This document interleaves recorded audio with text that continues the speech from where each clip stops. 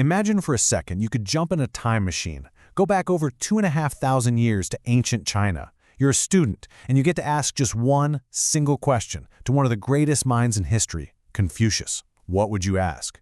Well, luckily for us, his own students had a ton of questions, and the answers he gave them really get to the heart of his whole philosophy, everything from how to be a good person to how to run a country. So there was one question that just kept coming up again and again. It was this one big idea that's kind of like the sun at the center of his whole philosophical universe. And the question was this: what is benevolence? What does it really mean to be a good, humane person? Sounds pretty simple, right? Well, as we're about to find out, the answer is anything but. And you gotta understand, this wasn't just some abstract philosophical debate for them. These followers were gonna be government officials, diplomats, teachers. They needed real practical advice. And the absolute genius of Confucius was that he never gave a dry, one-size-fits-all definition. Nope, he gave different answers to different people, depending on exactly who they were and what they needed to hear. Okay, let's dive into this. So we're going to look at 3 of his students who all asked about the very same idea, benevolence, or Ren in Chinese, and they got 3 totally different answers. This is where you really see the master teacher in action. Okay, first up, we've got颜. This was Confucius's star pupil, his absolute favorite. He was super disciplined, almost like a monk. So to him, Confucius defines benevolence as this ultimate act of self-control. It's an intense internal battle. You have to conquer your own selfish desires and get back in line with propriety, which is just a fancy word for the social rules and rituals that keep society harmonious. It's a heavy-duty path, meant for someone ready for a serious personal journey. Now, contrast that with the answer he gives to Zhonggang. This guy was a practical man, a born administrator. So for him, Confucius lays out what we'd now call the golden rule, just phrased a bit differently. See, it's not about some deep spiritual quest. It's a practical blueprint for getting along with people. How do you avoid conflict and manage things smoothly? It's simple. Don't do stuff to other people that you wouldn't want them to do to you. It's all about social harmony. And finally, there's Sima Niu. The old texts paint him as a pretty anxious guy, always worried, and probably someone who would speak without thinking because of that anxiety. Now, notice what Confucius does here. He doesn't give him some grand philosophical system. He gives him one simple, actionable thing he can do right now. Dude, just be careful with your words. Why?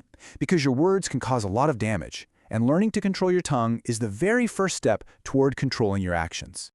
So when you see it all laid out like this, it just clicks. You can see the brilliance of his teaching method. He's showing us that wisdom isn't some static rule you memorize from a book. No, it's more like a doctor's prescription, tailored specifically to the person who's asking. He wasn't just answering a question, he was guiding each of them on their own unique path. So how does all this personal advice scale up? How does it build into a bigger ideal for what a leader or a good citizen should be?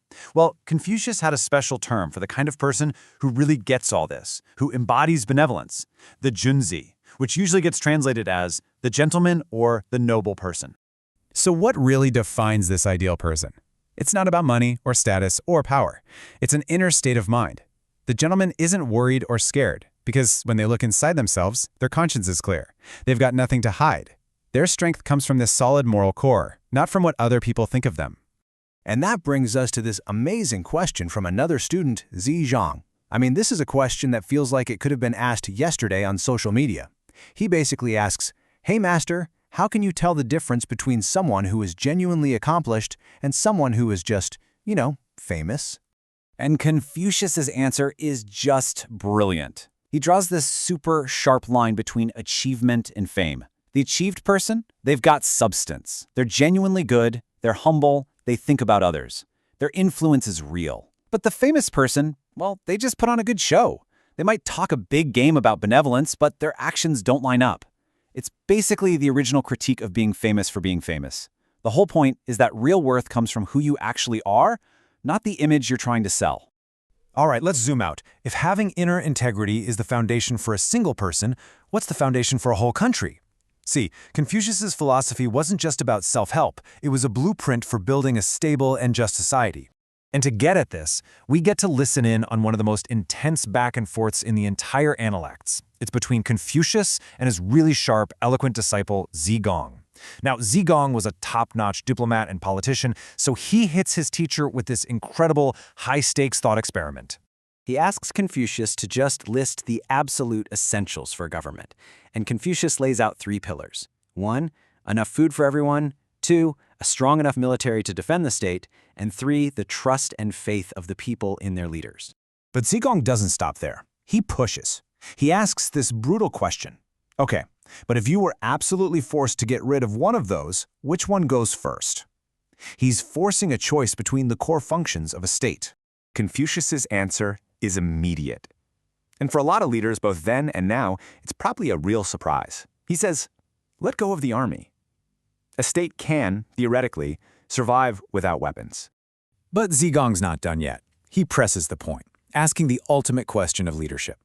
Okay, so you're left with food and trust.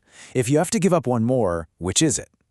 I mean, this is a choice between the literal physical survival of your people and something way more abstract. And here it is, the knockout punch. Confucius says, give up the food. Now, you have to imagine how shocking this would have sounded back then, in a time when famine was a very real, constant threat. And he explains why with this incredibly powerful line. He says, look, people have always died. That's a fact of life. But a society, a government, a community, it cannot even stand. It literally falls apart if the people have no trust in it. Trust is the one thing you cannot give up. Without it, everything else is meaningless. So what does all this mean for us today? I mean, these are conversations from thousands of years ago. The cool thing is that they aren't just historical artifacts. They're living lessons that are just as relevant now as they were back then. So let's just pull it all together. First, we saw that wisdom isn't a single rule book. It's got to be tailored to the person and the situation. Second, that real character is about who you are, your substance, not just your reputation. And from that, it's clear that real leadership has to be built on a foundation of personal integrity. And if we zoom all the way out, we see that the most valuable thing any group or nation has isn't its army or its money, it's the trust of its people. And the final lesson? It all comes back to what he told his favorite student. This whole journey begins with you. It's on you. And that kind of leaves us with one final thought to chew on. We've been looking at the master's answers, but maybe his greatest gift wasn't giving us all the answers. Maybe it was teaching us how to ask better questions of our leaders, of our society, and most importantly, of ourselves.